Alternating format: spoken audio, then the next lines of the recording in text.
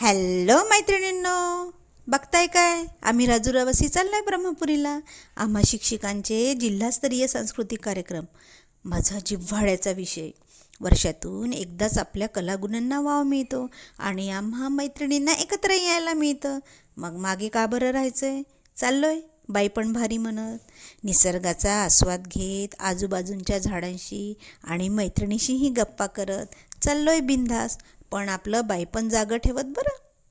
कारण स्त्रियांना वेळेचं भान ठेवून आपली जबाबदारी कशी पार पाडायची याची दैवी देणगीच असते, नाही का? मग प्रवासातला वेळ तरी कशाला वाया दवडायचा? तारेवरची कसरत असते बाई, घर, कुटुंब आणि नोकरी सांभाळणं. पण ते स्त्रीलाच जमतं बरं. पटतंय का तुम्हाला? मग पटत असेल तर चॅनलला लागलीच लाईक, शेअर आणि सबस्क्राईब करायला विसरू नका. येते पुन्हा एक नवीन विषय घेऊन.